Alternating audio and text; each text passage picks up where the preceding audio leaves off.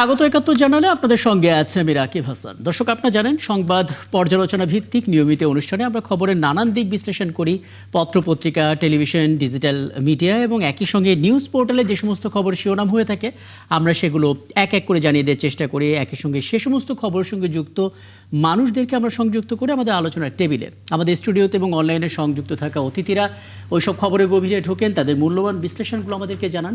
সেই ধারাবাহিকতায় আজ আমাদের সঙ্গে স্টুডিওতে আছেন সিনিয়র সাংবাদিক এলাহি নেওয়াজ খান। এলাহি নেওয়াজ খান, আপনাকে আমন্ত্রণ জানাচ্ছি। অনেক ধন্যবাদ যে আপনি আমাদেরকে রাতেও সময় দিচ্ছেন এবং অনেকগুলো বিষয় আমার হাতে রয়েছে। নির্বাচন কেন্দ্রিক আলাপটা অনেক বেশি। শরীফ ওসমান হাদির হত্যাকাণ্ডের পর আসামিদের গ্রেফতারের ক্ষেত্রে বেশ কিছু অগ্রগতি হয়েছে। আজকে ডিবির পক্ষ থেকে একটা ব্রিফিং হয়েছে, সেটা নিয়েও আলাপ করতে চাই এবং জগন্নাথ বিশ্ববিদ্যালয়ের সংসদ নির্বাচন তো আছেই। দর্শক, বলে রাখি আপনাদেরকেও স্বাগত জানাচ্ছি আয়োজনে এবং আমাদের সঙ্গে এই আলোচনার বিভিন্ন পর্যায়ে অতিথিরা যুক্ত হবেন এবং আমরা তাদেরও মূল্যবান পরামর্শ এবং বিশ্লেষণগুলো জানার চেষ্টা করব।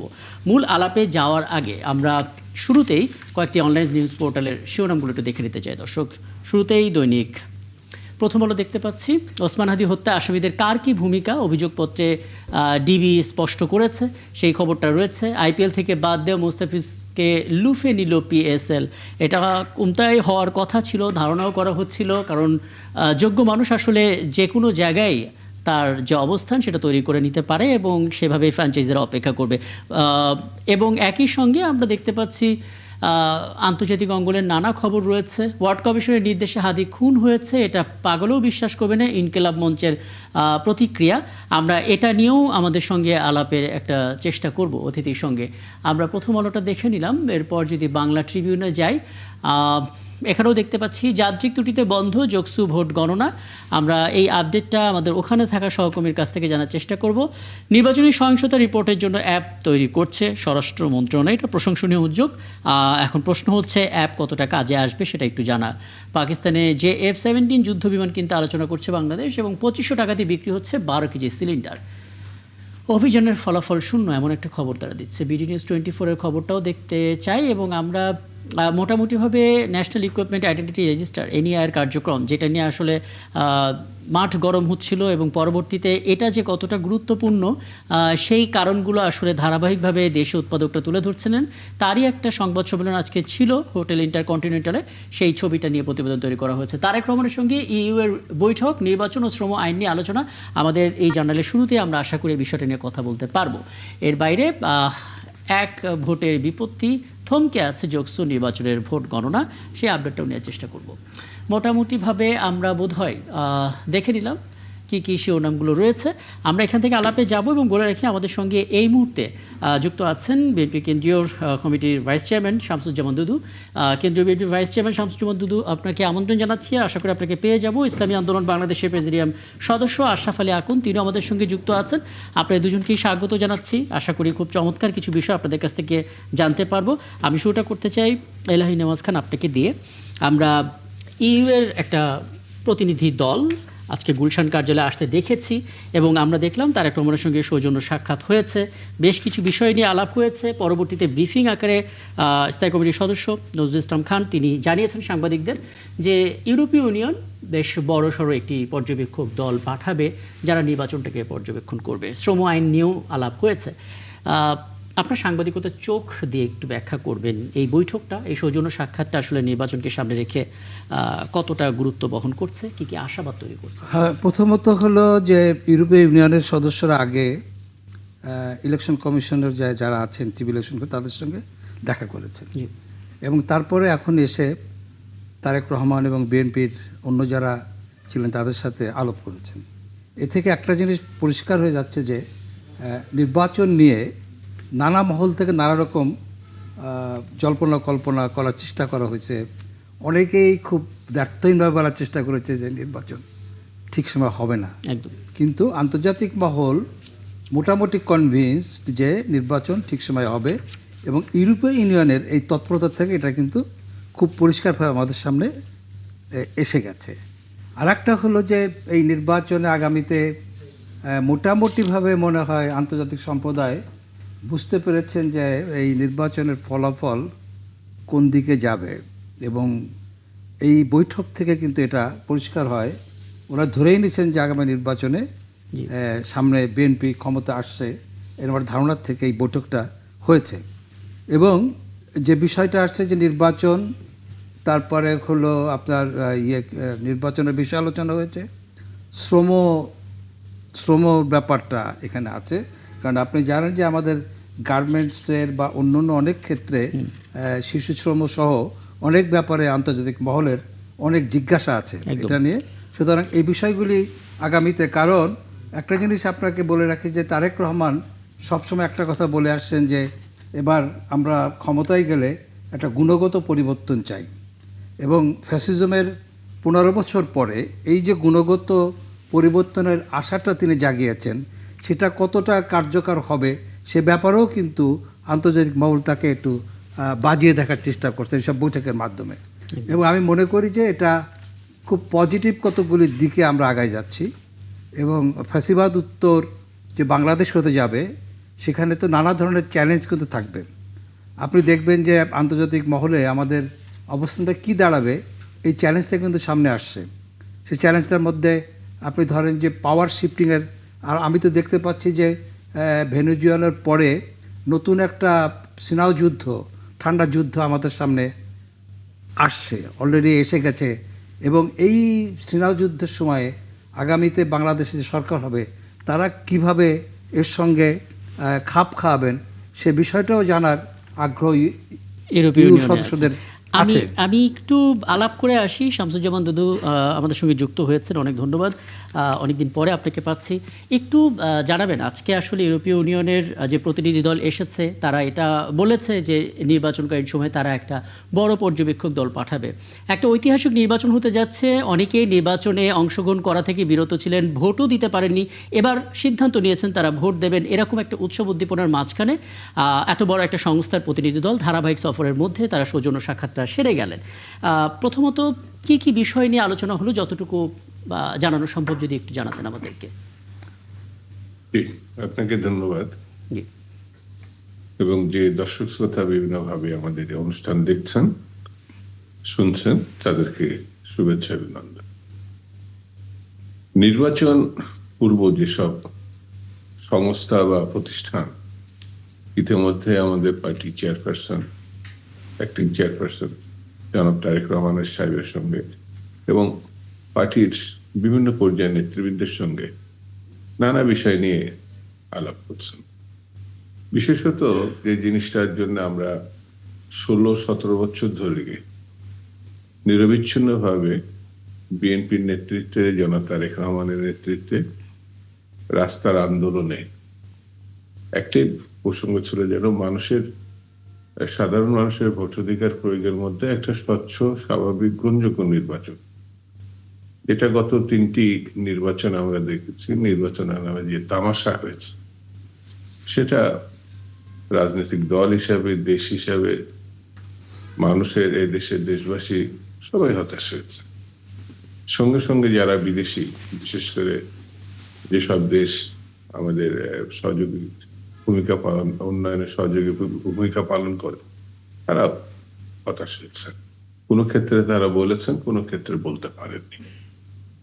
তো এখন তাদের সামনে, বিশেষত ইউরোপীয় ইউনিয়ন আমাদের আগাগোড়া গণতন্ত্র এবং সামাজিক, রাজনৈতিক, অর্থনৈতিক উন্নয়নে বিশেষ ভূমিকা পালন করে।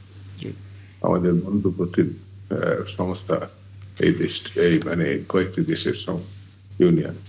তো তারা যে বিষয়গুলো নিয়ে আলাপ হয়েছে সেটি আমাদের পার্টির পক্ষ থেকে ইতিমধ্যে আমাদের স্থায়ী কমিটির অন্যতম প্রভাবশালী সদস্য এবং নির্বাচন পরিচালনা কমিটির চেয়ারম্যান জামানুল ইসলাম খান খুব বেশি ব্যাখ্যা করেছে। তো সমস্যাগুলো তারা জানতে চান এবং আমাদের দলের চেয়ারপারসন সেগুলো খুব বেশি বলেছেন এবং যতটুকু প্রচার মাধ্যমে আসার দরকার সেগুলো আমরা ইতিমধ্যে ব্যাখ্যা করছি। যেমন আমি মনে করি যে এই দেশের ভোটাধিকারের কেড়ে নেওয়ার প্রেক্ষিতে সাধারণ যারা ভোটার তারা কিন্তু ভোট প্রয়োগের প্রতি এক ধরনের অনীহা তৈরি হতে পারে। অর্থাৎ তাদেরকে ভোট কেন্দ্রে নিয়ে আসার উৎসাহ, উদ্দীপনা, নিরাপত্তা, এই বিষয়গুলো খুব গুরুত্বপূর্ণ। সরকারের কাছে আমাদের কিন্তু অনেক আগে থেকেই ছিল যে আইন শৃঙ্খলা পরিস্থিতিটা একটু উন্নয়ন যে পর্যায়ে আছে সেটি গ্রহণযোগ্য পর্যায়ে নাই। তো সরকার তার পক্ষ থেকে চেষ্টা করছেন এবং আশ্বস্ত করেছেন। আমার কাছে মনে হয় সেটি আরো বেশ কিছু সময় সরকারের আছে হাতে, সেটি তারা যদি তড়িৎ ব্যবস্থা গ্রহণ করতে পারে বা করে তাহলে ওটা কেটে যাবে। আর পর্যবেক্ষক দল ইতিমধ্যে যারা পাঠিয়েছেন এবং ভবিষ্যতে পাঠাবেন, তাদের দায়িত্ব নির্বাচন কমিশনের পক্ষ থেকে গ্রহণ করা হয়েছে। নির্বাচন পরিচালনায় এবং নির্বাচন সংশ্লিষ্ট প্রশাসনের ভূমিকা এই ক্ষেত্রে গুরুত্বপূর্ণ। এই বিষয়গুলো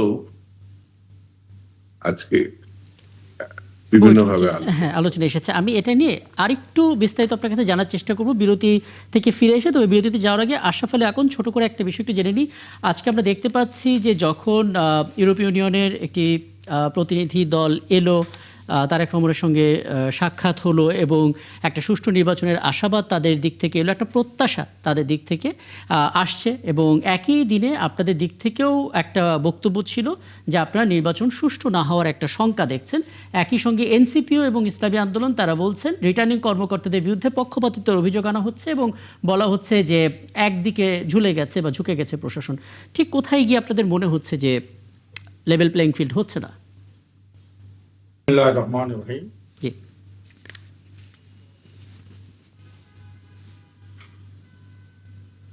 দেখছেন দর্শক সবাইকে সালাম ও শুভেচ্ছা শুরু করছি। মূলত একটু শুরু থেকে বলতে হয়, তৃতীয় বিশ্বের রাজনীতিটা নিয়ন্ত্রণ করে বিদেশি সংস্থাগুলো।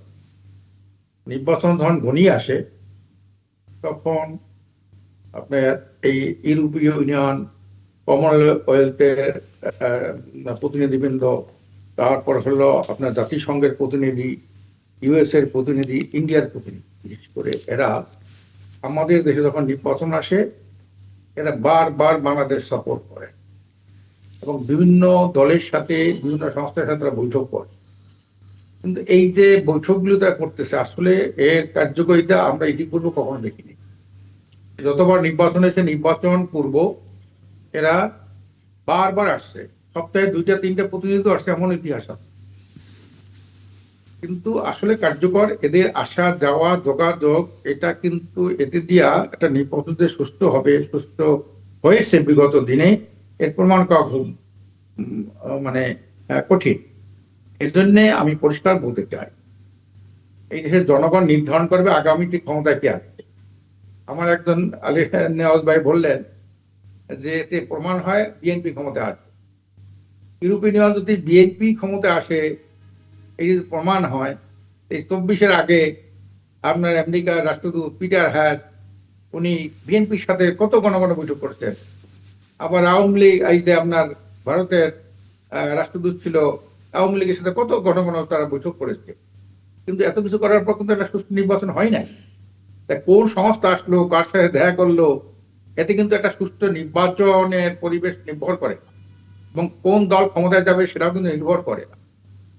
আরো তো অনেক প্রতিনিধি দল আসবে, দেখবেন যে এরপর জাতিসংঘ আসবে, কমনওয়েলথ আসবে। এখানে আপনাকে বলে রাখি জাতিসংঘ কিন্তু স্পষ্ট করেছে যে তারা নির্বাচনে কোনো পর্যবেক্ষক পাঠাবে না, কারণ এই কাজটা তাদের এখন আর কোনো কর্মকাণ্ডের অংশ নয়। দরকার না, প্রতিনিধি তারা পরামর্শ দেবেন, বুদ্ধি দেবেন, কৌশল বাতাবেন, সাহায্য করবেন। বলছে তো সুষ্ঠু নির্বাচনের জন্য যা কিছু লাগে আমরা সাহায্য করব, সহযোগিতা করব, করতে পারে। কিন্তু সুষ্ঠু নির্বাচন নির্ভর করে সরকারের উপরে, নির্বাচন কমিশনের উপরে, রাজনৈতিক দলগুলোর সদস্যের উপরে, আমলাদের উপরে, প্রশাসনের উপরে। একদম। আসলে আমি আপনার কথা পুরোটা শুনবো, একটা বিরতিতে যেতেই হচ্ছে। বিরতির পর আপনার কাছে ওই প্রশ্নটা রেখে যাচ্ছি যে আপনাদের কাছে কেন মনে হচ্ছে যে একটি বিশেষ দলের দিকে প্রশাসন হেলে যাচ্ছে। যে অভিযোগ আসলে আজকে আমরা দেখতে পেলাম আসিফ মাহমুদ সজীব ভুঁইয়া তিনি কিন্তু আবার বলেও দিয়েছেন, পাতানো নির্বাচনের অভিযোগ এনে রুখে দেওয়ার হুঁশিয়ারও তিনি দিয়েছেন, যেটা আসলে আমরা আমাদের শিরোনামেও রাখছি। আমি নিশ্চয়ই ফিরে এসে আপনার কাছ থেকে এই বিষয়টা জানবো এবং পরবর্তীতে শামসুজ্জামান দুদু। রাত 12টা যেহেতু বেঁধেই গেছে দর্শক, হাতে থাকা শিরোনামগুলো পর্যন্ত জানিয়ে দেবো। দুই গণনা যন্ত্রের ত্রুটির কারণে এখনও পুরোপুরি শুরু হয়নি জগন্নাথ বিশ্ববিদ্যালয়ের কেন্দ্রীয় ছাত্র সংসদ নির্বাচনের ভোট গণনা। পাতানো নির্বাচনের অভিযোগ এনে রুখে দেওয়ার হুঁশিয়ারি আসিফের, পর্যবেক্ষক পাঠানোর পরিকল্পনা নেই জাতিসংঘের। উত্তর সিটির সাবেক কাউন্সিলর বাপ্পির পরিকল্পনায় হাদি হত্যা, ফয়সাল সহ 17 জনকে আসামি করে অভিযোগপত্র ডিবি। 19 বছর পর 11 জানুয়ারি বগুড়া যাচ্ছেন তারেক রহমান, সফরকে কেন্দ্র করে চলছে বিএনপির ব্যাপক প্রস্তুতি। আইপিএল ইস্যুতে রাজনৈতিক টানাপোড়েন থাকলেও ভারতের সাথে অর্থ বাণিজ্যে প্রভাব পড়বে না মনে করেন অর্থ উপদেষ্টা।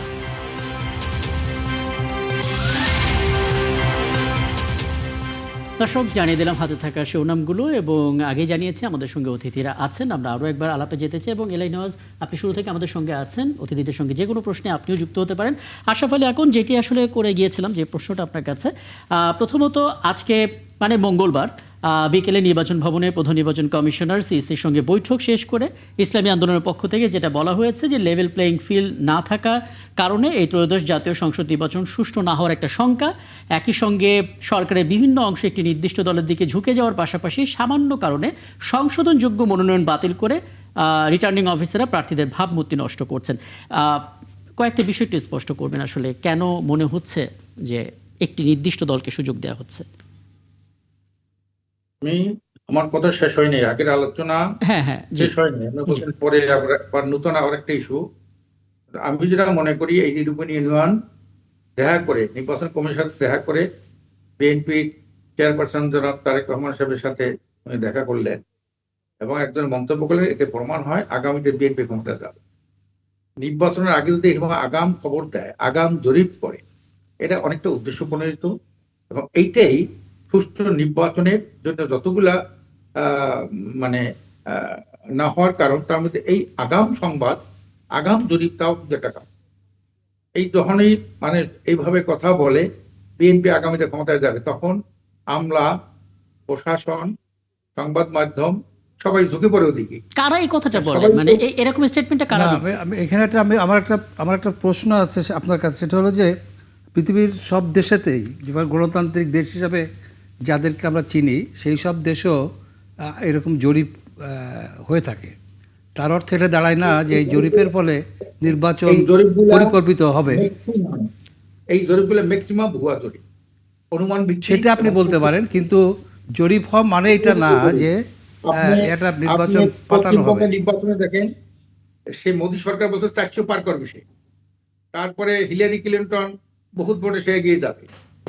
এমনি করে তারপরে দেখেন পাকিস্তানের নির্বাচনে, যেখানে সরকারের পক্ষে অনেক জরিপ দিয়েছে, সেখানে ইমরান খান সর্বোচ্চ আসন লাভ করেছেন কত বাধা বিঘ্নের মধ্যে। কাজে আমি মনে করি এই জরিপ সংস্থাগুলি অনেকটা উদ্দেশ্য প্রণোদিত ভাবে এই জরিপ করে কোনো জায়গা থেকে তারা সুবিধা হাসিল করে। এই জরিপের কোনো মূল্য নাই নির্বাচনের আগে, এগুলো সম্পূর্ণ উদ্দেশ্য প্রণোদিত।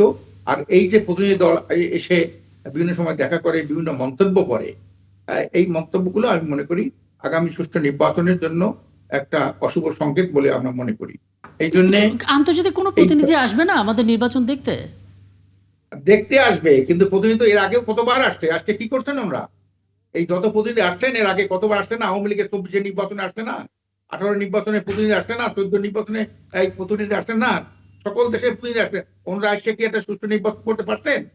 কত পর্যবেক্ষক আন্তর্জাতিক এখানে আরেকটা কিছুই করতে পারে না, কিন্তু তারা না, এখানে আরেকটা আরো এই দলগুলোর মধ্যে একটা বিরোধ সৃষ্টি, সুষ্ঠু নির্বাচনের পরিবেশটাকে নষ্ট করার জন্য অনেক ক্ষেত্রেই তারা অনেকটাই দায়ী এবং অনেক ভূমিকা তারা পালন করে। তাদের কথাবার্তা যদি এরকম হয়, তাদের কথাবার্তা যদি এমন হয় অমুক দল ক্ষমতায় যাবে, এরকম আকার ইঙ্গিতে তারা যদি কথা বলে, তার নির্বাচনের সুষ্ঠু পরিবেশ বিঘ্নিত হয় বলে আমরা মনে করি। আরেকটা কথা বলেছেন যে সুষ্ঠু নির্বাচন হবে কিনা, এটা এক পেশে প্রশাসন ঝুঁকে পড়েছে। আসলে তো আমরা দেখতে পাই, প্রশাসন যদি দেখে যে এই দলটা ক্ষমতায় যাবে, তখন তো আকারিকার যদি এই ধরনের কোনো কথা পাওয়া যায়, তাহলে কিন্তু প্রশাসন ওদিকে ঝুঁকে পড়বে। এইটাই হলো বাস্তবতা, এদেশের রাজনীতির ইতিহাস তাই বলে।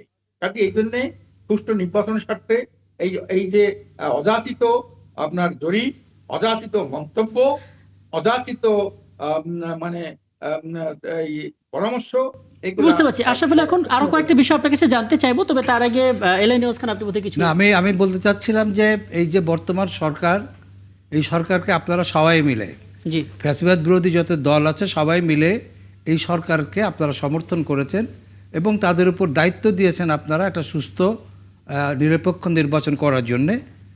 এখন কি আসলে মনে হচ্ছে যে এই সরকারের পক্ষে প্রকৃতপক্ষে একটা মানে সুস্থ স্বতঃস্ফূর্ত চমৎকার নির্বাচন উপহার দেওয়া সম্ভব না?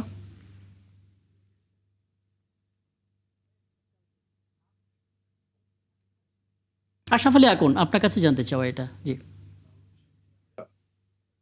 আপনি দেখেন, নির্বাচনের যখন শিডিউল ঘোষণা করলো, ঘোষণার সাথে সাথে বিএনপির প্রার্থী ঘোষণা করলো লন্ডন থেকে, সেটা ঘোষণা করলেন মির্জা ফখরুল ভাই। ঘোষণার সাথে সাথে দেশে আগুন লেগে আপনার এক প্রার্থী আর এক প্রার্থীর উপর গুলি চালায়, আহত করে, কর্মীদেরকে হত্যা করে, বাসের মধ্যে বাস পড়ে দেয়, তার মধ্যে লোক মারা যায়। সারা দেশে একটা বিচ্ছিন্ন অবস্থা গুলি গেল। এখনো তো তাই আছে। এখনো যারা বিদ্রোহী প্রার্থী, আপনি দেখেছেন কালকে টাকা ইসের পরে যেদিন টাকা সাবমিট করলো, আপনার ফর্ম সাবমিট করলো, সেদিন একজন আপনার স্বতন্ত্র প্রার্থী ঘাট ধাক্কা দিয়া বিএনপি প্রার্থী তাকে বের করে দিল রিটার্নিং অফিসারের সামনে। এরা কিসের ইঙ্গিত? একটা স্বতন্ত্র মানুষ নির্বাচন করতে পারে না, দল থেকে সে পদত্যাগ করতে পারে না, নূতন তার স্বাধীনতা থাকবে না। কিন্তু এই যে ঘটনাটা, এবং স্বরাষ্ট্র উপদেষ্টা পরিষ্কার বলেছে এখনো প্রতিনিয়ত বাহির থেকে অস্ত্র ঢুকছে ভিতরে, এবং সেই যে অস্ত্রগুলো লুট হয়েছিল সেই অস্ত্রগুলো এখন উদ্ধার হয় নাই। সেই সন্ত্রাসীরা এখনো ঘাপটি মেরে বসা আছে। প্রশাসনের সময় সেই স্বৈরাচার দোষর ছিল যারা আপনার এই বলে প্রশাসনে, তারা কিন্তু ঘাপটি মেরে বসা আছে। তারা কোনো অংশেই কোনো জায়গা থেকে কিন্তু তারা নিরপেক্ষ ভূমিকা পালন করতেছে না। কাজে এই জন্যে আর ডক্টর মোহাম্মদ ইউনূস সাহেব একটা কথা বলেছেন, উৎসব মুখর নির্বাচন করবেন। ভালো কাজের জন্য উৎসব হয়, খারাপ কাজে তো উৎসব হয়। 24 সালে নির্বাচনে আমরা দেখি। আমি আরেকটা বিষয় আপনার কাছে জানবো এবং শামসুজ্জামান দুদু আপনার কাছে একটু পরে আসছি, এই অর্থে যে আমি আসলে অনেকগুলো পয়েন্ট নিয়ে আপনার কাছে হাজির হতে চাই আর কি। আশরাফ আলী, এখন সেক্ষেত্রে আরেকটা বিষয় একটু বলবেন। মানে আমরা দেখতে পাচ্ছি গেল যদি আপনি 2 থেকে 3 সপ্তাহ নেন, আপনি দেখবেন বেশ কয়েকজন বিএনপির নেতা খুন হয়েছেন। আমরা দেখেছি যে বাসায় আগুন দেওয়ার পর ছোট্ট শিশুটা পুড়ে মারা গেছে। আমরা দেখেছি মোটরসাইকেলে চলন্ত অবস্থায় মাথায় বন্দুক ঠেকিয়ে ফায়ার করে খুন করা হয়েছে, 2 দিন আগের ঘটনা। মানে একটা দলের উপরে কিন্তু নেতাকর্মীরা খুন হচ্ছে। তাহলে লেভেল প্লেইং ফিল্ডের ক্ষেত্রে আপনারা বলছেন যে সেই দলটাকেই সুবিধা দেওয়া হচ্ছে। যদি সেটা হতো তাহলে সেদিকে তো নিরাপত্তাটা জোরদার করা হতো। এটা একটা পয়েন্ট। আরেকটা বিষয় হচ্ছে যে এখনই যদি আপনারা বলেন যে লেভেল প্লেইং ফিল্ড নয়, সেক্ষেত্রে নির্বাচনে যদি কোনো কারণে আপনারা সংখ্যাগত দিক থেকে পিছিয়ে যান, এটা তো একটা বড় কারণ হিসেবে আপনারা সামনে আনতে পারেন। কাজে আগে থেকে আপনারা কি কোনো ধরনের আলোচনার মধ্য দিয়ে সমাধানের দিকে এগোবেন? 54 বছরের মধ্যে এদেশে একটা সুষ্ঠু নির্বাচন কখনোই সঠিকভাবে গ্রহণযোগ্য হয় নাই। 91 সালে একটা নির্বাচন হয়েছিল, ভালো নির্বাচন অনেকে বলে, আমরাও বলি, কিন্তু সেই নির্বাচনটাও কিন্তু আওয়ামী লীগ বলছিল এখানে সুপ্রকাশিত হয়েছে। 96 সালে নির্বাচনে এটা তাও মোটামুটি ভালো হয়েছিল, আওয়ামী লীগ ক্ষমতা গেছিল, বিএনপি বলছে এখানে স্থূল কাটছে। কাজী স্বাধীনতার পরে যতবার নির্বাচন হয়েছে, কোন নির্বাচনেই কিন্তু স্বতঃস্ফূর্তভাবে গ্রহণযোগ্য, অবাধ, সুষ্ঠু এইটা কিন্তু কখনোই হয় নাই। কাজে এই জন্যে এইবার নির্বাচন কমিশনও এই যে দীর্ঘ প্রায় 7-8 মাস পর্যন্ত আমরা এই যে ওটাকে বলা হয় যে ঐক্যমত্য কমিশনে আমরা আলাপ আলোচনা করে অন্য একটা সামারি পেশ করেছেন।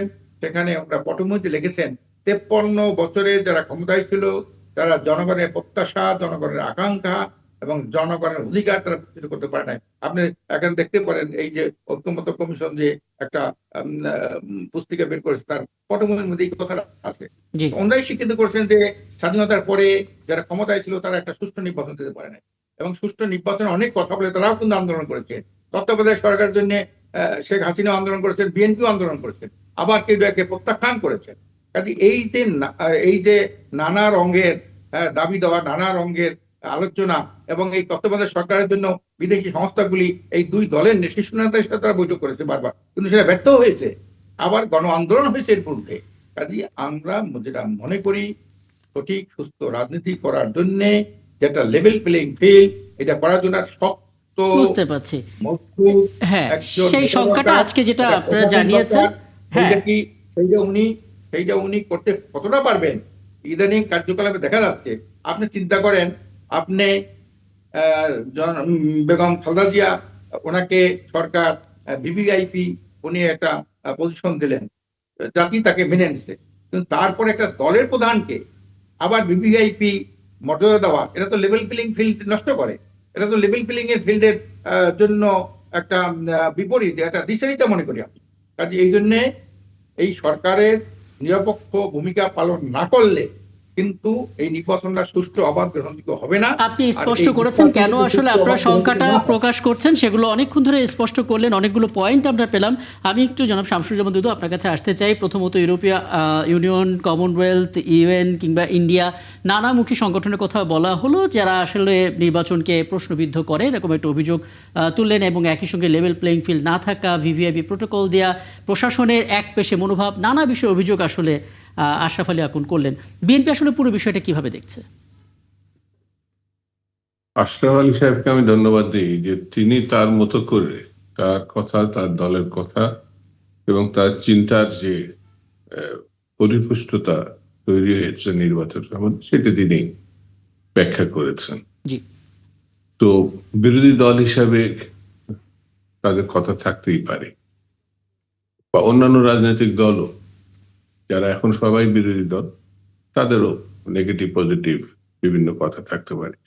কিন্তু এই কথার মীমাংসা হচ্ছে সাধারণ ভোটারদের সামনে ভোট প্রয়োগের পরিস্থিতি সৃষ্টি করা এবং সেই ভোটের পরে বা ভোটের মধ্য দিয়ে একটি মীমাংসায় যাওয়া।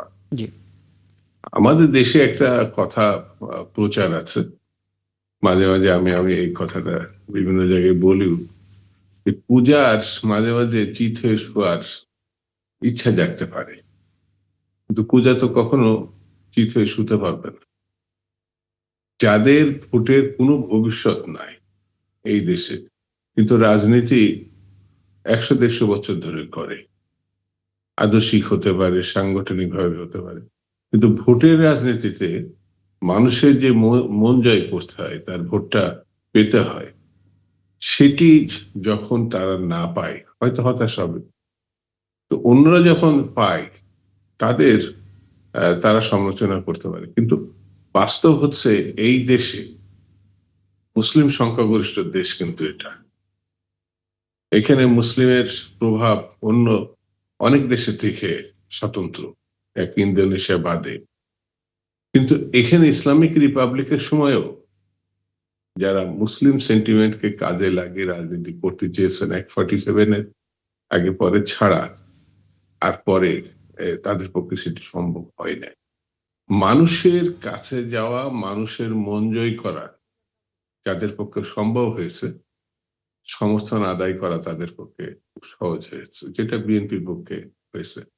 বিএনপির বেগম জিয়ার আগে সেই জিয়া রহমানের স্বাধীনতা ঘোষণা, রণাঙ্গনে মুক্তিযুদ্ধ, তার শাসনকালের দুর্নীতিমুক্ত একটি ব্যবস্থা, বেগম খালেদা জিয়ার সুদীর্ঘ রাজনৈতিক জীবনের এরশাদ বিরোধী আন্দোলন, 92-93 সালের নেতৃত্ব দেওয়া, 91 সালের নির্বাচনে নিরঙ্কুশ সংখ্যাগরিষ্ঠতা অর্জন করা, গত 17 বছরের যে আন্দোলন, সেখানে তিনি মৃত্যুশয্যায় গেছেন কিন্তু আপোষ করেননি, আগেও করেননি। সে কারণে আপোষী নেত্রী, দেশ নেত্রী হিসেবে তিনি খ্যাত। এখন তার বিষয়টিও যদি সামনে আমি এনে বিতর্ক সৃষ্টি করার চিন্তা করি, তো আমি তাদেরকে এইটুকু বলবো যে তার যে জানাজার সর্বশেষ তিনি যখন আমাদের থেকে চলে যাচ্ছেন, সেদিকে দৃষ্টি দিলে বুঝতে পারবে যে দল হিসাবে, নেত্রী হিসাবে কত কিছু ঊর্ধ্বে তিনি চলে গেছেন। সেটি মানুষের ভালোবাসায় শিখতে হয়েছে। শুধু যে বিএনপি তা তো না, সমগ্র দেশবাসীর সমর্থন নিয়েছে, সকল দেশের দলের সমর্থন নিয়েছে। এই জায়গাটায় পৌঁছাতে না পারলে, অর্থাৎ আমি আবার বলি, জনগণের ভোটাধিকারের হৃদয়ে যদি আমি জায়গা না করতে পারি, তাহলে তো আমি ওই জায়গাটাই জয়লাভ করব না, এবং অনেক দলের পক্ষে এটা সম্ভব হয়নি। মাঝে কিছুদিন আমার কাছে যেটা মনে হয়েছিল যে জামাত ইসলামী ইসলামী দল হিসাবে একটা ধারণা দেওয়ার চেষ্টা করছে যে তারাই পরবর্তী সময় ক্ষমতায় আসবে। এটা তারা চেষ্টা করতেই তো পারে, কিন্তু সর্বশেষ ফলাফলে যখন আমরা দেখি একটা দুটো নির্বাচনে জি, খুব বেশি উঠতে হলে তো 15টার বেশি সিটের দখলদার তারা হতে পারে না বা প্রাপ্তি তাদের ঘটে নাই। অন্য দল যারা আছে ইসলামী দল হিসাবে কেউ কেউ একেবারে শূন্য, কিন্তু রাজনৈতিক জীবন তো কম না। দেখা যাবে যে সেই পাকিস্তান আমল থেকে তারা রাজনীতি করছেন, 50 বছর ধরে রাজনীতি বুঝতে পারছি করছেন। পুরো বিষয়টা আপনি খুব হ্যাঁ, চমৎকার কিন্তু করে ব্যাখ্যা একেবারে করলেন। শূন্য হ্যাঁ, অবস্থায় আমি শেষ করি। জি, তারাও যে ভঙ্গিতে ইয়ে করছেন, তা একটা সিট পাওয়ার মধ্য থেকে বিষয়টা ইঙ্গিত করে যে পার্লামেন্ট পলিটিক্সে তারা এসেছেন, তাহলে পরে তারা বুঝতে পারবেন। সেই কারণে আমার কাছে মনে হয় গণতন্ত্রে ফিরে যাওয়ার যে সম্ভাবনা দেখা দিয়েছে সেটিকে আমাদের সবারই শান্ত শিষ্ট ভাবে গ্রহণযোগ্য নির্বাচনের মধ্যে দিয়ে একটা ফয়সালা করা উচিত। চমৎকার আপনার এটা বক্তব্যটা আমি এ পর্যন্ত নিলাম, এবং এলাহি নওয়াজ খান যদি কিছু জানতে চান। না, আমার একটা প্রশ্ন হচ্ছে যে গণতান্ত্রিক ব্যবস্থাতে দল ছোট এবং বড়, এটা বড় কিছু না। একটা ছোট দলেরও কথা বলার অধিকার আছে, এবং গণতন্ত্রের সৌন্দর্যটা এখানেই যে একজন লোক একটা প্ল্যাকার্ড দাঁড়িয়েও প্রতিবাদ করতে পারে এবং সেটাকে রেজিস্টার করা হয়। আমরা যেটা দেখি পশ্চিমা গণতন্ত্র, যেটা আমাদের আদর্শ। সুতরাং কোনো দল ছোট বা ক্ষমতায় যেতে পারবে কি না, এইটা আসলে ইস্যু হিসাবে আমাদের গণতান্ত্রিক যে আকাঙ্ক্ষা, সে আকাঙ্ক্ষার সঙ্গে কতখানি সামঞ্জস্যপূর্ণ। আমার মনে হয় এই বিষয়টা একটু ভালোভাবে ভাবার দরকার। আপনার বক্তব্য দিয়ে আলাপটা এখানেই শেষ করি, কারণ কয়েকটা বিষয় আমাদের কাছে আছে। আর এলাহি নওয়াজ সাহেবের আমি একটু একমত যুক্ত করি। জি, জি, কেউ যদি রাস্তায় একটা প্ল্যাকার্ড নিয়ে, তাকে অবশ্যই ছোট করে ভাবার কোনো কারণ নাই। 5-7 জনের দল, অবশ্যই ছোট করে ভাবার কোনো কারণ নাই। আমি তো তাদেরকে ছোট করে ভাবছিও না। আমি কখনো কখনো মনে করি কেউ যদি নির্বাচন না করে নির্বাচনকে সমৃদ্ধ করতে পারে তার বুদ্ধি প্রাজ্ঞ ও অনুভূতি দিয়ে, এটা তো ভালো। কিন্তু প্রশ্নটা হচ্ছে যে এটাকে বাধাগ্রস্ত করার যেটা কেউ যদি উদ্যোগী হয় তখন কি হবে, সেটাকে আমি বলতে চাইছি যে বলতে চাই দুদু ভাইয়ের কথাকে কেন্দ্র করে একটু কথা একটা বলতে চাই। জায়গায় দাঁড় আমি- করিয়ে আচ্ছা, নির্বাচনটাকে হ্যাঁ, সুস্থ শামসুজ্জামান করা। দুদু স্পষ্ট করেছেন, উনি আসলে বোঝাতে চেয়েছেন যে আসলে কোনো দলই ছোট না, প্রত্যেকটা দলের মত প্রকাশের সম্মান রাখা উচিত তাদের প্রতি, কিন্তু তারা যদি বাধাগ্রস্ত করতে যায় সেক্ষেত্রে হয়তো কিছু বক্তব্য আসতে পারে। আশরাফ আলী, এখন ছোট করে যদি আপনার মতামতটা দেন তাহলে এই পর্বে আলোচনাটা শেষ করব। বলতে চাই জি, দুদু ভাই একজন সিনিয়র নেতা হিসাবে অনেক সময় উনি কটাক্ষমূলক মন্তব্য করেন। ইতিপূর্বে উনি অনেক সমালোচিত হয়েছেন যে বিএনপির পেশাবে বাসে যাবে, এর একটা কথা আপনার নাম জন্য আছে। আবার উনি বললেন পূজা স্থিতই শুইতে চায়, মানে ছোট দলকে উনি হেও করতে চায়। আমি ওনাকে স্মরণ করে দিতে চাই, এদেশে বড় অহমিকা নিয়ে যে সব দল হয়েছিল তারা কিন্তু সব ধ্বংস হয়ে গেছে।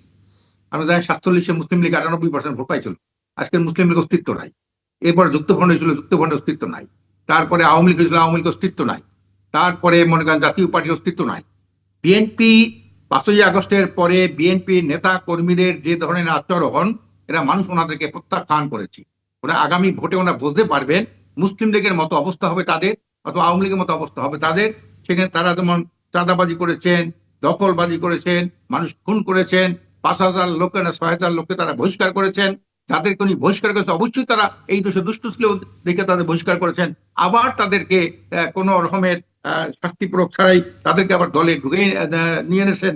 কাজী আমি পরিষ্কার বলবো, আগামী নির্বাচনে মুসলিম লীগের মতো অবস্থা হওয়ার মতো অবস্থা কিন্তু আপনাদের আছে। বেগম খালেদা জিয়ার জানা যায় সকল দল মত নির্বিশেষে সকল মানুষ ওনাকে সহানুভূতি জানিয়েছিল। আমাদেরও হাজার হাজার লোক, সকল দলের লোক সেখানে অংশগ্রহণ করেছে, আমিও করেছি সেখানে, জানাজা অংশগ্রহণ করেছি। এর একদম অর্থই না একদম একদম। যে আশরাফ এর আলী, এখন অর্থই না আপনি আপনার জায়গা থেকে এই শামসুজ্জামান দুদু যে এই বিষয়টা বলেছেন, আপনার জায়গা থেকে সেটার ব্যাখ্যাটা দিলেন, এবং সময় থাকলে আলাপটা দীর্ঘ করতাম। এবং হ্যাঁ, আপনি শেষ তো করেছেন, তাই না? শেষ তো করেছেন আশরাফ আলী। এখন যেটা বলছি, আমি ওনাকে অনুরোধ করব, বড় দল হিসাবে দায়িত্বশীল উনি যে কথাটা বলছেন, কুদস্তিত শুইতে চায় মানে কি, পেশাবে ভেসে যাবে অর্থ কি? আচ্ছা এই আচ্ছা, ঔদ্ধত্যপূর্ণ কথা, এই কারণে কিন্তু উনি নমিনেশন পায় নাই। এইসব কারণেই কিন্তু ওনাকে নমিনেশন দেয় না তো। উনি উনি এমন বিতর্কিত বুঝতে কথা পারছি বলেছেন। আশরাফ আলী, এখন আমার হাতে সময় থাকলে আলাপটা দীর্ঘ করতাম, এবং আশা করি এই যে বিষয়টা যেটা নিয়ে আপনারা আসলে শঙ্কা দেখছেন বলে জানালেন, সেই ব্যাপারটি স্পষ্ট করেছেন, এবং শামসুজ্জামান দুদু তিনি নিজের জায়গা থেকে আসলে এটা বোঝানোর চেষ্টা করেছেন যে ছোট দলগুলোও কথা বলতে পারবে, এবং সেটাই গণতান্ত্রিক সৌন্দর্য, কিন্তু নির্বাচন প্রতিহত করবে এরকম হুমকি দেওয়াটা বোধহয় সমীচীন না, সেই জায়গাটি স্পষ্ট করার চেষ্টা করেছেন। এবং অনেক ধন্যবাদ আপনাদের দুজনকে আমাকে সময়টা দেওয়ার জন্য।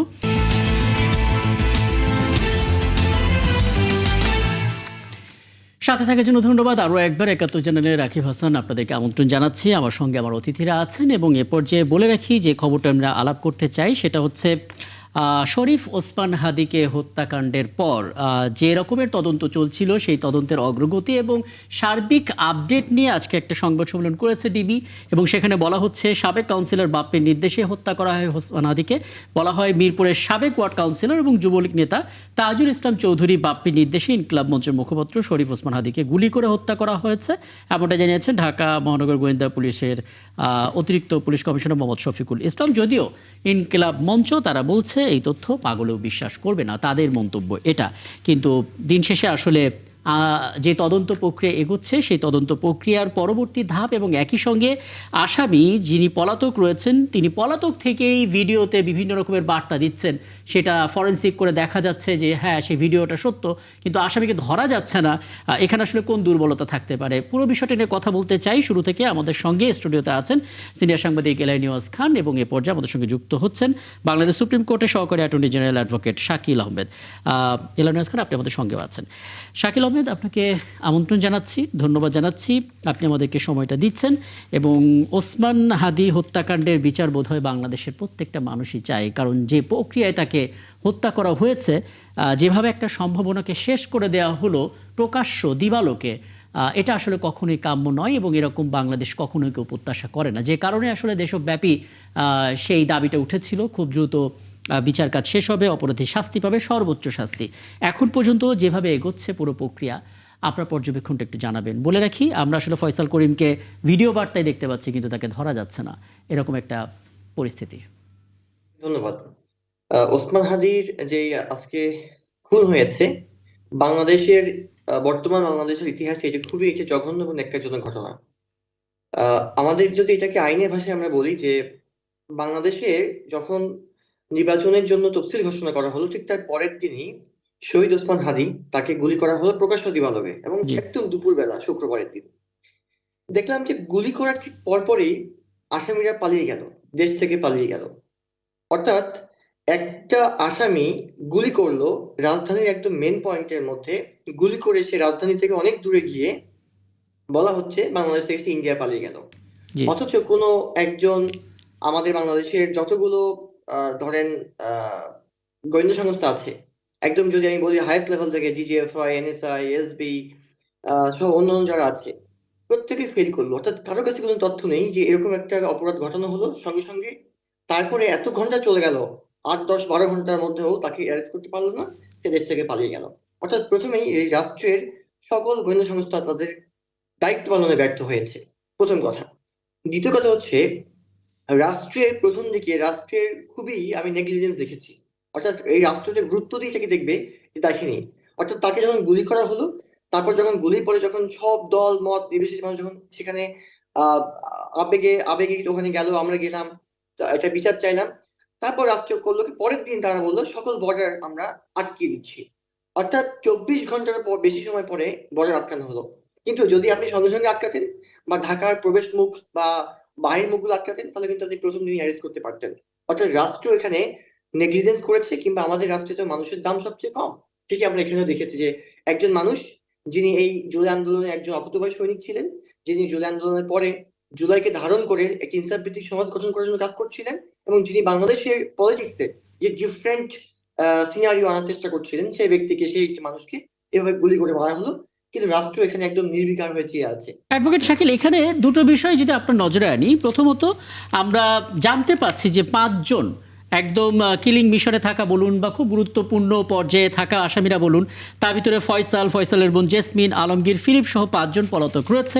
এর মধ্যে মূল অভিযুক্ত ফয়সালের ভিডিও এবং সবশেষ অবস্থানের বিষয়ে জানতে চাইলে ডিবির পক্ষ থেকে বলা হয় যে সামাজিক যোগাযোগ মাধ্যমে ভাইরাল হওয়া ফয়সালের ভিডিও ফরেনসিক করা হয়েছে, ভিডিওটি সঠিক, কিন্তু তার বর্তমান অবস্থা সম্পর্কে নিশ্চিত হওয়া যায়নি। মানে এটা আসলে তদন্তের অগ্রগতি বলা যায় নাকি দুর্বলতা? দেখুন, এটাকে আমি যদি সহজ কথায় বলি, জাস্ট দায়সারা তদন্ত। আমরা দেখতে পাচ্ছি টোটাল মোট মানে 17 জনকে আসামি করা হয়েছে, সেখান থেকে প্রায় 11 জনকে গ্রেফতার করা হয়েছে, 6 জনকে গ্রেফতার হয়নি। এর মধ্যে ফয়সাল আছে, আলমগীর, তাইজুল, ফিলিপ, জেসমিন এবং মুক্তি। এই যে 6 জন, তারা কিন্তু মূল হোতা বলে ডিবি বা আমাদের রাষ্ট্র বলছে, কিন্তু মূল আসামিদের কাউকে আপনি অ্যারেস্ট করতে পারেন নাই। আপনি কাকে অ্যারেস্ট করলেন? আপনি অ্যারেস্ট করলেন একজন মোটরসাইকেলের যিনি মালিক ছিলেন, তাও এটা ভুল মোটরসাইকেলকে আপনি অ্যারেস্ট করলেন। তারপর তাকে রিমান্ডে নেওয়া হলো। তারপরে আবার মিডিয়াতে আমরা দেখলাম যে সংখ্যার ভুলের কারণে একজন ভুল ব্যক্তিকে অ্যারেস্ট করে তাকে রিমান্ডে নেওয়া হয়েছে। অর্থাৎ আপনারা হয়তো জনগণের প্রেসারে কিংবা মিডিয়ার প্রেসারে পড়ে আপনি ভুল মানুষকে অ্যারেস্ট করে আগের মতোই সিস্টেম করলেন, যে ধামাচাপা দেওয়ার জন্য ভুল ভালকে অ্যারেস্ট করে দেখাচ্ছেন যে আমি এটার কাজ করছি, আমি এটার কাজ এগিয়ে যাচ্ছি। কিন্তু আপনি মূল আসামিদেরকে কিংবা এটার সঙ্গে যারা ক্লিন মিশনে অংশগ্রহণ করেছে, যারা এটা প্ল্যানিং করেছে, যারা এখানে একদম ডিরেক্টলি কানেক্টেড ছিল প্ল্যানিং এ কিংবা এখানে এই কাজটাকে অ্যাকশনে, আপনি কাউকে অ্যারেস্ট করতে পারলেন না। তাহলে এটাকে কোনোভাবে আমি অগ্রগতি কিংবা এটাকে কোনোভাবেই আমি রাষ্ট্রীয় নিরাপত্তাটাকে নিশ্চিত বলতে পারছি না। আর কি বিষয় দেখেন, আজকে আপনি যেই এই যে চার্জশিটটা আপনারা বলছেন, ওরা বলছেন যে রেডি করেছেন, দাখিল করেছেন, এই চার্জশিটটা অনেকাংশেই আইনিভাবে দুর্বল হবে। কারণ এখানে যে মূল আসামিরা কাউকে কেউ অ্যারেস্ট হয়নি, মূল আসামিদের বিষয়ে কোনরূপ আমি চার্জশিটের প্রসঙ্গে একটু পরে আসবো। একটা বিষয় একটু বলবেন, মানে এটা সাধারণ মানুষ আসলে জানতে চাও, কারণ ওসমান হাদির হত্যাকারীদের বিচারের দাবিতে আসলে ফেসবুক খুব সরব এবং অনেকেই সেদিকে খুব শক্ত করে নজর রাখছেন। অনেকে এটা জানতে চাইছিলেন যে আসলে আমাদের অপরাধী যারা, তাদেরকে ধরতে না পারাটা আমাদের কি দুর্বলতা নাকি গাফেলতি, এবং যদি এমন হয় যে প্রযুক্তিগত দুর্বলতা আমাদের আছে, তাহলে গ্লোবাল অ্যালায়েন্সের মাধ্যমে সেই সক্ষমতাকে বাড়ানো যায় কিনা, মানে আপনার অভিজ্ঞতা কি? আমি আপনার এই দুটি ওয়ার্ডকে একসাথে নিতে চাই। এটি আমাদের দুর্বলতা, এটি আমাদের গাফলতি, দুটোকে আমি এখানে একসাথে যুক্ত করতে চাই। আমি প্রথমে বলেছি যে শরীফ ওসমান হাদিকে গুলি করার পরে একটা আসামি বাংলাদেশ থেকে পালিয়ে বিদেশ চলে গেল, কিন্তু আমার দেশের কোনো গোয়েন্দা সংস্থা জানেই না। এবং তারা, আপনি দেখবেন, তারা ক্ষণে ক্ষণে বিভিন্ন মিডিয়াকে আমাদের সাথে যারা কানেক্টেড, শহীদ ওসমান হাদি পরিবার, ইনকলাব মঞ্চ সহ আমাদের যারা ছিল, তাদের কাছে তথ্য চাচ্ছে কখন গুলি করা হয়েছে, কিভাবে গুলি করা হয়েছে, কোথা থেকে গুলি করা হয়েছে।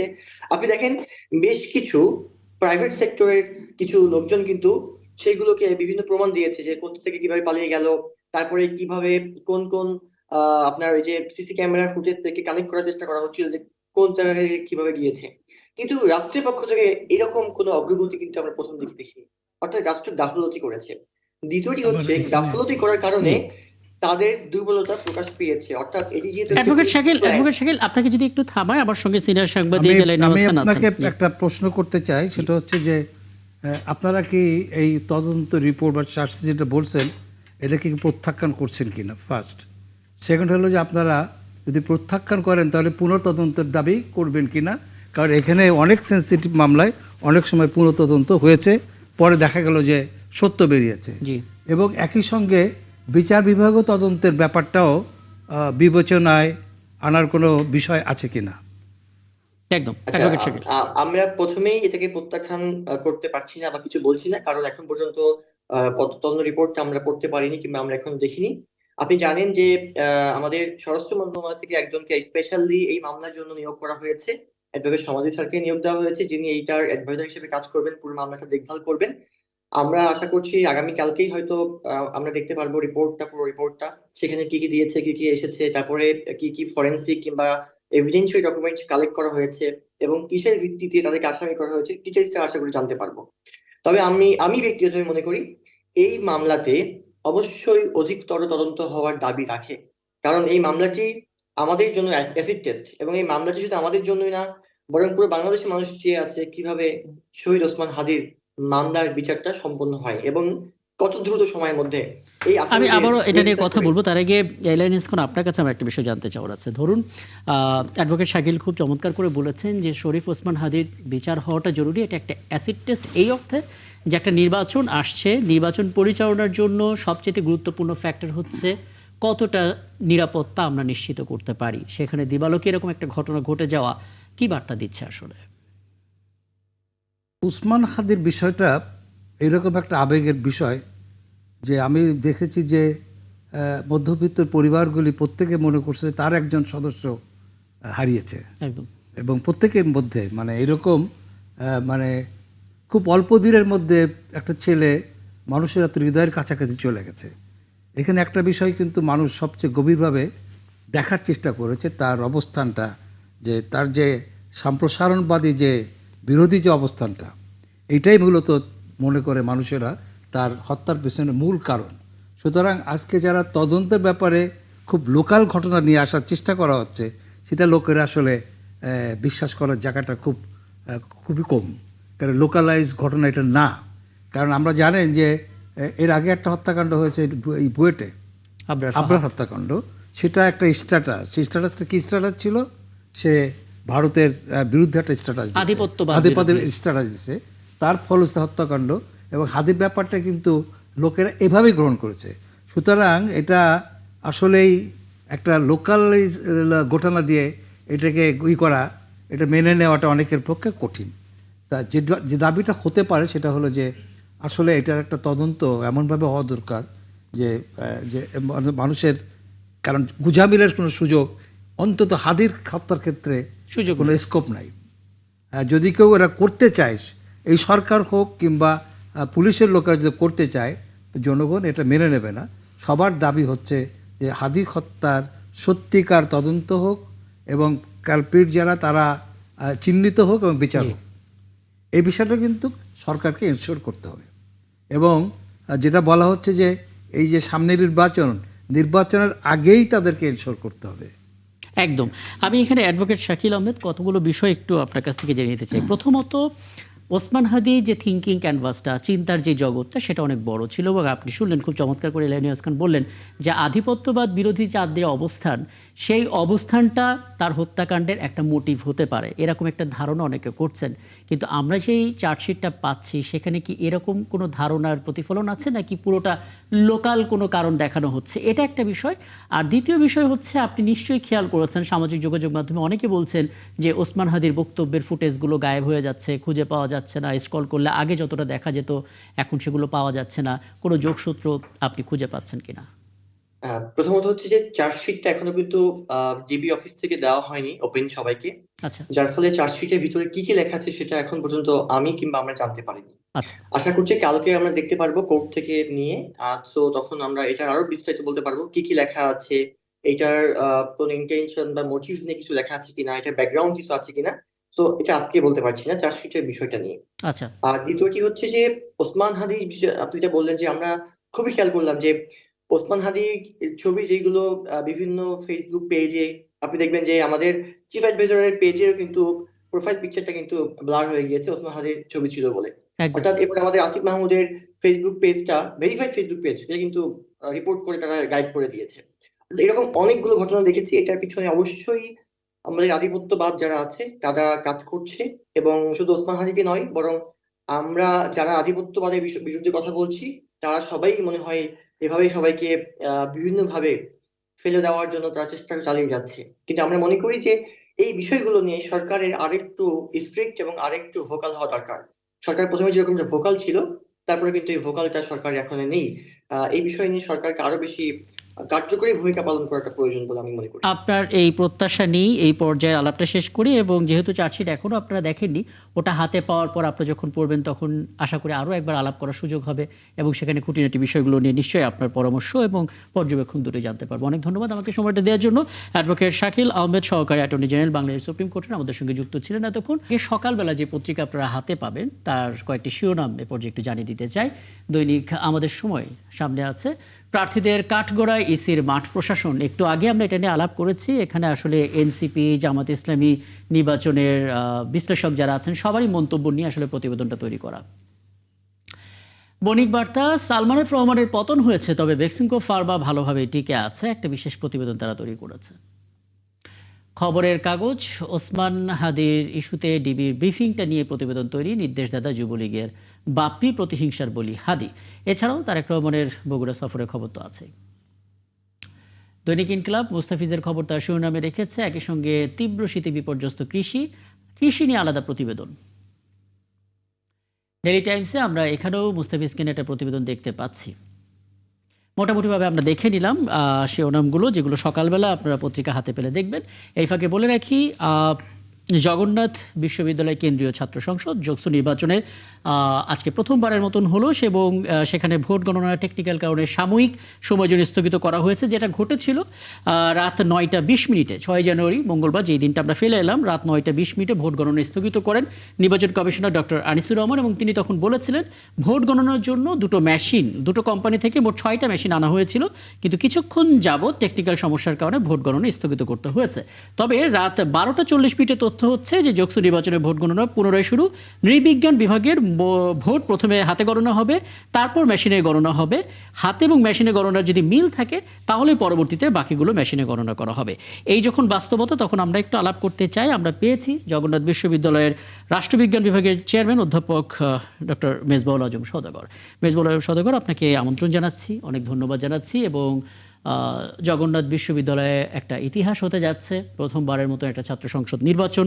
ছাত্ররা আসলে নেতৃত্বের যে মঞ্চ, সে মঞ্চটা এখন তারা পাবে, এবং বোধ করি এখান থেকে হয়তো বিশ্বমানের নেতা আমরা পাবো। কিন্তু মুশকিল হচ্ছে আজকে যে ঘটনাটা ঘটলো, টেকনিক্যাল ফল্ট, সাময়িক সময়ের জন্য গণনা বিরতি।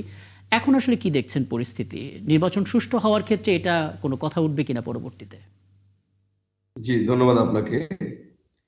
আপনি জানেন যে সারাদিন অত্যন্ত শান্তিপূর্ণ পরিবেশে, চমৎকার পরিবেশে নির্বাচনটি অনুষ্ঠিত হয়েছে, এবং সবার সম্মিলিত পরিশ্রমের ফলে এটা মূলত আসলে হয়েছে, সবার আন্তরিকতার ফলে। এটা একটা প্রথম ছাত্র সংসদ নির্বাচন এই বিশ্ববিদ্যালয়ের ইতিহাসে। এই জন্য সবার এখানে একটা অন্য ধরনের একটা অনুভূতি, একটা আনন্দ আমেজ কাজ করছিল। সব মিলে নির্বাচনটা খুব চমৎকার পরিবেশে অনুষ্ঠিত হয়েছে। কিন্তু আমরা ভোট গণনাটা যখন করতে গেলাম, তখন আপনি জানেন এটা ব্যাকগ্রাউন্ডটা হচ্ছে যে নির্বাচন কমিশন সবাইকে কমিটমেন্ট দিয়েছিল, প্রার্থীদের সাথেও কথা হয়েছিল যে দুটো কোম্পানি থেকে দুটো মেশিনে ওএমআর ইয়েগুলো শীটগুলো থেকে ভোট গণনা করা হবে। কিন্তু যখন আমরা কাজটা শুরু করলাম, শুরু করার সাথে সাথে এখানে একটা মেশিনে একটা ত্রুটি দেখা দিল। সে মেশিনটাতে ওএমআর গুলো ঠিকমতো ঠিক রিড করতে পারতেছে না। তো এটা না হওয়ার ফলে আরেকটা মেশিনের সাথে তার একটা ডিফারেন্স দেখা দিল আর কি। তো স্বাভাবিকভাবে এটা বড় ধরনের একটা ত্রুটি, সেটা একটা ওএমআরও যদি হয় সেটাও একটা বড় ধরনের ত্রুটি। তো সেই বিষয়টাকে সিরিয়াসলি নিয়ে দীর্ঘ সময় ধরে সেই ত্রুটিটা সারানোর জন্য কম্পিউটার ইঞ্জিনিয়াররা, আমাদের বিভাগের যে আইটি ডিপার্টমেন্ট সেখানকার সবাই জড়িত ছিল এই কাজটাতে, সবাই সম্মিলিত চেষ্টা করে সেই ত্রুটিটা আসলে সারানো গেল না। এজন্য অনেকক্ষণ সবাই অপেক্ষা করলাম আমরা। তো তারপরে যখন সারানো গেল না, তখন তো হঠাৎ করে আর একটা মেশিন বাদ দিয়ে অনলি একটা মেশিন শুধু একটা দিয়ে তো ভোট গণনাটা করা সম্ভব নয়, যেহেতু সবার কাছে একটা কমিটমেন্ট দেয়া আছে, বাইরে এটা নিয়ে কথা হতে পারে। এই জন্য এটা অধিকতর স্বচ্ছতা এনশিওর করার জন্য তখন নির্বাচন কমিশন আমাদের প্রার্থী যারা আছে, প্রার্থীদের যারা ভিপি এবং জিএস এবং আরো অন্য কয়েকজন যারা স্টেক হোল্ডার আছে, তাদের সবার সাথে একটা উপাচার্যের কনফারেন্স কক্ষে একটি মিটিং অনুষ্ঠিত হয়। সেই মিটিং এ একটা সিদ্ধান্ত পাওয়া গেল, সেটা হচ্ছে যে যেহেতু একটা মেশিন কাজ করছে না ভালো, তো আরেকটা মেশিনে গণনা করা হবে। তবে প্রথমে এটা স্যাম্পল একটা নেওয়া হবে, মানে এমন একটা কেন্দ্রকে যেটার একটু সংখ্যাটা কম, অ্যানথ্রোপোলজি বিভাগকে প্রাথমিকভাবে নেওয়া হয়েছে, এবং সেটার এখন ম্যানুয়ালি গণনার কাজটা এখন চলছে। সেটা ম্যানুয়ালি গণনা করার পর এটা আবার ওই যেই মেশিনটা ভালো কাজ করছে ওই মেশিনটাতে দেয়া হবে। দেওয়ার পরে দুইটার মধ্যে ম্যাচিংটা যদি 100% মিলে যায়, তখন দ্রুত বাকি সবগুলো ব্যালট ওই মেশিনটা দিয়েই কাউন্ট করা হবে। আপাতত এইটুকুই সিদ্ধান্ত, এবং এটার জন্যই নির্বাচন কমিশন এখন কাজ করছে, এবং মূলত উদ্দেশ্যটা হচ্ছে এটা 100%। এটা অবশ্যই প্রশংসনীয় ব্যাপার, কারণ আপনারা একটা স্বচ্ছ নির্বাচন করতে চান। একটা বিষয় ঠিক যে এই যে দুইটা মেশিনের আইডিয়াটা দুইটা কোম্পানির, জি। এটা কিন্তু আইডিয়াটা মনে হয় যে ভালোই ছিল।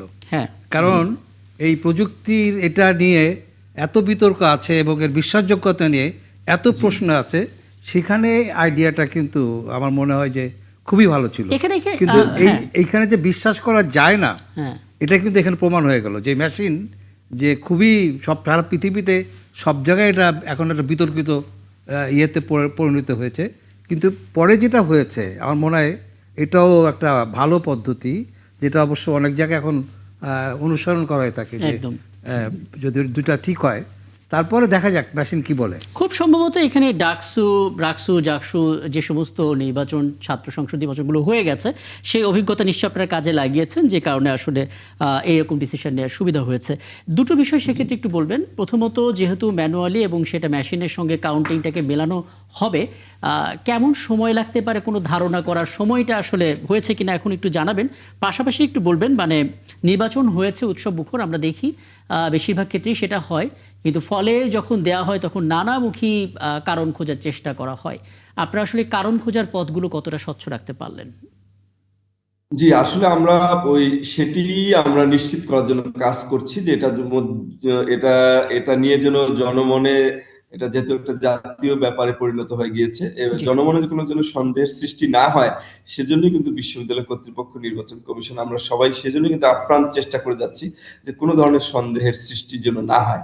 জি। সেটাই নিশ্চিত করার জন্য কিন্তু আসলে কাজটা করা হচ্ছে। আর সময়ের কথাটা আপনি যেটি বললেন, আমি ইঞ্জিনিয়ারদের সাথে কথা বলে যতটুকু জানলাম যে যদি এটাকে মেশিনে কাউন্ট করা হয়, তাহলে মেশিনে প্রত্যেকটা কেন্দ্রে 20 মিনিটের বেশি লাগার কথা না, কারণ মেশিনটা খুব দ্রুত কাজ করে আর কি, মানে 1 মিনিটে অনেকগুলো ওএমআর কে সে রিড করতে পারে আর কি। হ্যাঁ, আচ্ছা। তো তারা প্রাথমিকভাবে আমাকে প্রাথমিক আলাপে আমি জেনেছি তাদের কাছে যে একটা কেন্দ্রের জন্য 20 মিনিট সময় লাগতে পারে।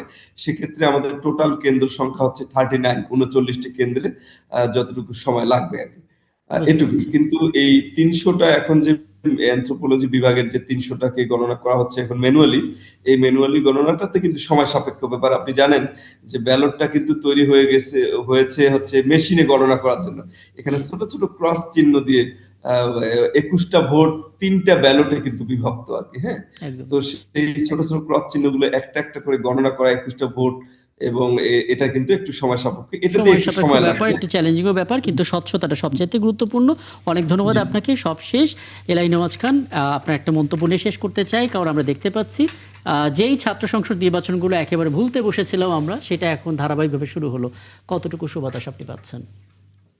আমি মনে করি যে এটা অত্যন্ত ভালো উদ্যোগ, এবং বহু বছর ধরে না হওয়াতে আমরা অতীতে দেখেছি যে এই সব ছাত্র সংসদ থেকে জাতীয় নেতাগুলি এসছে। হ্যাঁ, হ্যাঁ। দীর্ঘদিন এই সব ছাত্র সংসদ নির্বাচন না হওয়াতে জাতীয় ক্ষেত্রে নেতৃত্বের কিন্তু অভাব আমরা প্রচণ্ডভাবে অনুভব করছি। একদম। এটা হলো একটা দিক। আর একটা হলো যে গণতন্ত্রের জন্য আমাদের সন্তানেরা যে জীবন দিল, তাদের প্রতিও এই এই এই গণতান্ত্রিক প্রক্রিয়াটা শ্রদ্ধা প্রদর্শন করা হচ্ছে, এবং এটা অ্যাপ্রিসিয়েট করার মতন। আর যেটা আমাদের জাতীয় ক্ষেত্রে রাজনৈতিক দলগুলিকেও ঠিক এভাবেই ভাবা উচিত। বড় দল, ছোট দল, কোনো দলেই কোনো ভেদাভেদ নেই, এবং আগামী নির্বাচন প্রমাণ করে দেবে যে আসলে কে বিজয়ী, কার জনপ্রিয়তা আছে। তা সবচেয়ে বড় চ্যালেঞ্জে এই সরকারকে একটা অবাধ নিরপেক্ষ নির্বাচন দেওয়া। আমরা আশা করি সরকার সেটা যথাযথভাবে করতে সক্ষম হবেন, কারণ এই সরকারের আর কোনো বড় কাজ নাই এখন, একটাই কাজ। এবং 15 বছর পর যদি একটা এটা যদি ঐতিহাসিক নির্বাচন না হয়, অনেক বড় আক্ষেপের এটা আক্ষেপ থেকে যাবে আমাদের। থেকে যাবে। অনেক এবং ধন্যবাদ। হ্যাঁ, অনেক থেকে যাবে। ধন্যবাদ। আমি আলাপটা করতাম, তারপরেও যেহেতু একেবারে আজকে সময় শেষ, সামনে কোনো আয়োজনে নিশ্চয়ই আমরা এটা নিয়ে কথা বলবো। ছাত্র সংসদ নির্বাচন থেকে শুরু করে জাতীয় নির্বাচন সব জায়গায় আসলে সুষ্ঠুভাবে সম্পন্ন হবে, সেই প্রত্যাশা নিয়েই 71 জানুয়ারিটা শেষ করছি। দর্শক, আগামীকাল আবারও দেখা হবে, আমাদের সঙ্গেই থাকবেন।